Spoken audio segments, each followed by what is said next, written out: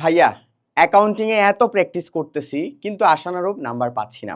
এই প্রবলেমটা আমাদের অসংখ্য শিক্ষার্থীর মধ্যে। সো আজকে এই প্রবলেমটা সমাধান দিব। আমি বাহাউদ্দিন হৃদয় পড়াশোনা করছি ঢাকা বিশ্ববিদ্যালয় এফবিএসে। বিগত ৪-৫ বছর আমি বাংলাদেশের প্রায় কমার্সের লাখখানিক শিক্ষার্থীর একাডেমিক টু অ্যাডমিশন জার্নির অংশ হয়েছি। তোমরা যারা ২৭ ব্যাচ আছো কিংবা ২৮ ব্যাচ আছো, তোমরা যারা অ্যাকাউন্টিংয়ের এই প্রবলেমটা ফেস করতেছো, তোমাদের জন্যই এই ভিডিওটা।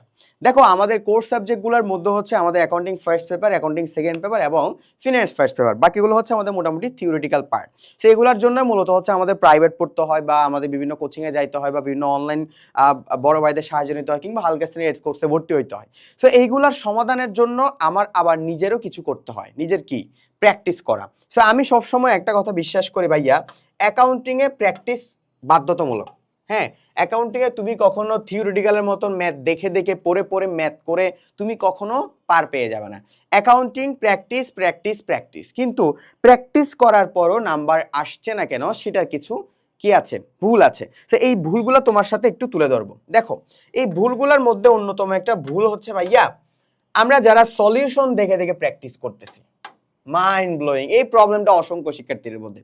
আমার এই প্রবলেমটা নিয়ে তোমার একটা স্টোরি বলি। হ্যাঁ, স্টোরিটা হচ্ছে গিয়ে আমি তখন ফার্স্ট ইয়ারে, হ্যাঁ, সো আমি কি করতাম, আমার যে বইটা আছে, আমাদের কমার্সের সবচেয়ে পপুলার বই হচ্ছে আমাদের কি স্যার ওয়ালিউল্লাহ স্যারের বই। সো ওয়ালিউল্লাহ স্যারের বই থেকে আমি ম্যাথ প্র্যাকটিস করতাম এবং আর একটা কলেজের টিচারের বই ছিল। তারপর হচ্ছে আমার একটা গাইড ছিল বা টেস্ট পেপার টাইপের ছিল। তা আমি কি করতাম, আমি হচ্ছে যখন আমি ম্যাথের টাইপগুলা বুঝে যাইতাম, হ্যাঁ, তারপর ফর্মুলা যখন আমার মনে থাকতো, সো সব কিছু যখন আমার একটা নোট খাতায় সব কিছু লেখা থাকতো, হ্যাঁ, আমি যে কোনো একটা চ্যাপ্টার পড়ার আগে ওই চ্যাপ্টার সম্পর্কে নোট করে নিতাম, ফর্মুলাগুলো লিখে নিতাম, ওই ম্যাথের টাইপগুলো লিখে নিতাম, ছকগুলো লিখে নিতাম, যাতে আমার জন্য সুবিধা হয়। কারণ বই থেকে কখন দেখবো, কখন খুলবো, সবগুলা ফর্মুলা আবার একসাথে দেওয়া থাকবে না, আবার বই অনেক হিজিবিজি থাকে, সবগুলো আবার ফর্মুলা লাগেও না। তো এরপরে হচ্ছে গিয়ে আমি কি করতাম, আমি প্র্যাকটিস শুরু করতাম। হ্যাঁ, তো প্র্যাকটিস যখন শুরু করতাম, প্র্যাকটিস করতাম একটা দুইটা ম্যাথ করতাম, এরপরে আমি ওই চ্যাপ্টার থেকে একটা দুইটা ম্যাথ করার পর আর বাকি ম্যাথ করতাম না। বাকি ম্যাথ জাস্ট ওকে, এটা এভাবে এভাবে এভাবে এভাবে এভাবে এভাবে এভাবে, মানে জাস্ট দেখে যেতাম। কিন্তু এটার ফল আমি পেয়েছি। আমি যখন কলেজে ফার্স্ট ইয়ার যখন আমি এক্সামটা দেই, আমার মনে হচ্ছিল এই ম্যাথটা এভাবে হবে, কিন্তু আমি ম্যাথটা করতে পারতেছিলাম না। অনলি ফর কিসের জন্য বলো তো? অনলি ফর আমি সলিউশন দেখে দেখে প্র্যাকটিস করেছি। তাই সেদিনে আমি রিয়েলাইজেশন করলাম যে বাবা, অ্যাকাউন্টিং এ তুমি প্র্যাকটিস সলিউশন দেখে দেখে করলে হবে না। এটা আমাদের মধ্যে অসংখ্য স্টুডেন্টদের মধ্যে এই প্রবণতাটা আছে। অ্যাকাউন্টিং খুবই মজার সাবজেক্ট। আমি বর্তমানে ঢাকা বিশ্ববিদ্যালয়ে এফবিএস এ পড়াশোনা করতেছি এবং ওইখানে অনেক অ্যাকাউন্টিং রিলেটেড সাবজেক্ট আছে, অনেক ম্যাথমেটিক্যাল কোর্স আছে। আমি তো দেখছি যে এইগুলা যদি তুমি নিজে থেকে যদি প্র্যাকটিস না করে, মজা না করে, না পড়ে, হ্যাঁ, দেখে দেখে সলিউশন করলে হবে না। তোমাকে প্র্যাকটিস করতে হবে হাতে কলমে বসে। শুধু সলিউশন পার্ট দেখে গেলে হবে না। নেভার এভার এই ভুল কখনো করবে না। এতে মনে হবে যে আরে এগুলো তো আমি পারি। So mind it. একই ধরনের ম্যাথ বারবার করতেছো। ধরো আমরা যৌথ মূলধনী কোম্পানির হিসাবের ম্যাথ করতেছি, ওইখানে একই ধরনের ম্যাথগুলাই বেশি থাকে। সো একই ধরনের ম্যাথ আমার শেয়ারের ম্যাথগুলা বারবার করার কোনো দরকার নাই। হ্যাঁ, তুমি যদি সময় নষ্ট করো সেক্ষেত্রে হচ্ছে তোমার আরেকটা চ্যাপ্টারের সময়টা ভাগ হয়ে যাচ্ছে। সো একই ধরনের ম্যাথ তুমি ধরো একটা ম্যাথ, এক টাইপের ম্যাথ ধরো তুমি 3 বার করলা, ওই 3 বার করলে মোটামুটি তোমার একদম এসএসসি লাইফ পর্যন্ত মানে কি হয়ে যাবে, হয়ে যাবে। তবুও মাঝে মধ্যে সপ্তাহখানিক পর পর তুমি একবার রিভিশন দিবা যে ম্যাথটা পারি কিনা। ঠিক আছে, এরপর হচ্ছে ফর্মুলা প্লাস টাইপ বুঝা ছাড়া ম্যাথ করতেছো। তো অনেক শিক্ষার্থী আছে কমার্সের স্টুডেন্টদের মধ্যে, তারা চ্যাপ্টার পড়ার পরে ওই চ্যাপ্টারের টাইপ এবং ফর্মুলাগুলা লিখে নেয় না, বেসিকগুলা লিখে নেয় না।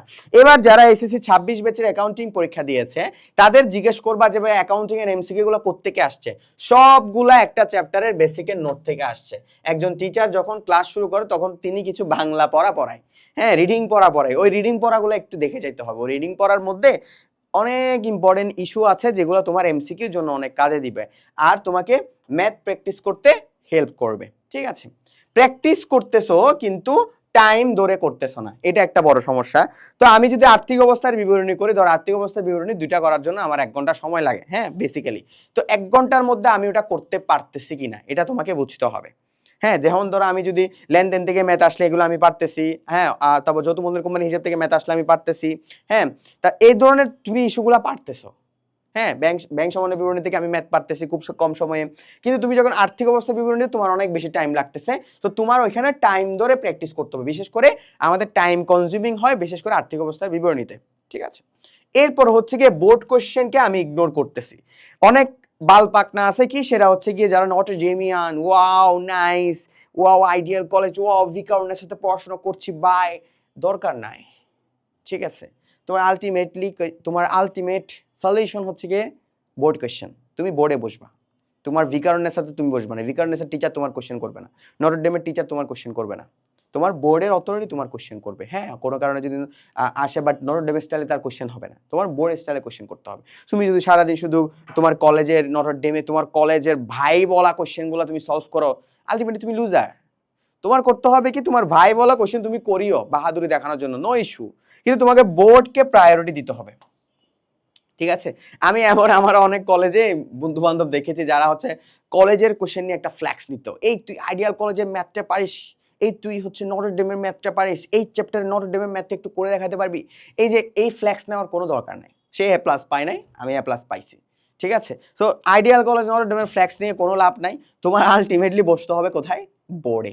এবার আসো, তোমরা যারা 27 ব্যাচ কিংবা 28 ব্যাচের স্টুডেন্ট আছো, তোমাদের একটা ম্যাজিক দেখাই। ম্যাজিকটা হচ্ছে, এটা আমাদের এসএসসি 28 ব্যাচের কোর্স, 27 ব্যাচেরও সেম কোর্স আছে।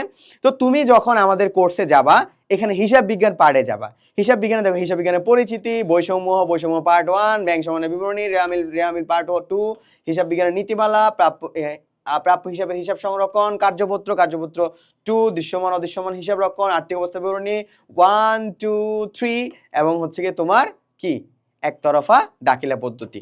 এটা গেল ফার্স্ট পেপার। সেকেন্ড পেপারেও সেম স্টাইলে ম্যাথ আছে, এবং তার পাশাপাশি এক্সট্রা করে একাডেমিক সলভিং ক্লাসে অ্যাকাউন্টিং এর যাবতীয় ফর্মুলা ভিত্তিক ম্যাথগুলো আমরা দিয়ে দিয়েছি। তাইলে ভাইয়া অ্যাকাউন্টিং আর কি চাই, এগুলা তো গেল, এগুলার পাশাপাশি তোমাকে অ্যাকাউন্টিং এর টেস্ট পেপার সলভ করতে হবে।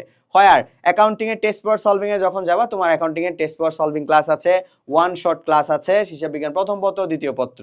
তারপরে বোর্ড কোশ্চেনে যখন যাবা, বোর্ড কোশ্চেনে গিয়েও তুমি অ্যাকাউন্টিং এর সেম ভাবে তুমি কি পাবা, বোর্ড কোশ্চেন গুলা পেয়ে যাবা। সো ভাইয়া আমি বলবো, ভাইয়া এর চেয়ে বেটার অপরচুনিটি তোমার আর নাই। তুমি যে নাম্বার পাচ্ছ না, দিস ইজ ফর ইউ, তোমার জন্য।